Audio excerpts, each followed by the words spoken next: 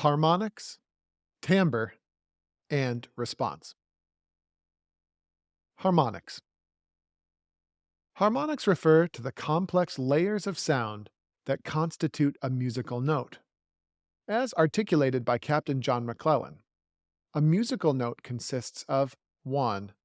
A fundamental frequency. This refers to the initial speed of vibration of the musical note. 2. Overtones, or secondary tones.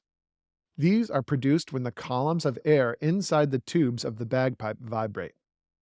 They layer on top of the fundamental frequency and give the sound its depth and character, i.e., its timbre, but more on that momentarily. Thus, the sound of a note is a combination of various frequencies. The overtones or harmonics are multiples of the initial frequency. For example, if the fundamental frequency of a bass drone is 120 Hz, and just remember, Hertz refers to how many vibrations per second are happening. So our bass drone is 120 Hz. If that's the case, the first harmonic, or the second layer of frequency sounds, would be 240 Hz. The next harmonic would be 360 Hz, and so forth. For a deeper understanding of the science behind harmonics, consider the Wave Interference chapter of the Oscillations and Mechanical Waves course at Khan Academy. Timbre. The quality or type of sound produced by an instrument is known as its timbre. You may have heard descriptions before, like the drone sounded sweet, or the chanters were tinny, or harder reeds can sound brassier. These are all descriptions of a bagpipe's timbre.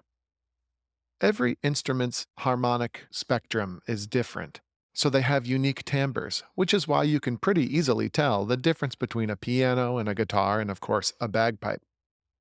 But even though their timbres vary, the fascinating thing is, when their fundamental frequency is the same, say 480 Hz, they sound in tune with each other. And this is why a guitar and a piano can easily duet together.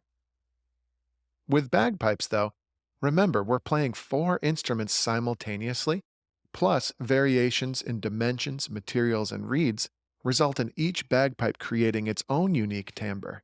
Factors such as blowing pressure, the construction of the instrument, the type of reeds used, and the use of moisture control systems or water traps can all impact timbre. That's why the great pipers we know and love all have their own unique sound that differentiates them. Harmonic response. One of the key aims in bagpipe sound production is to achieve a harmonically responsive sound.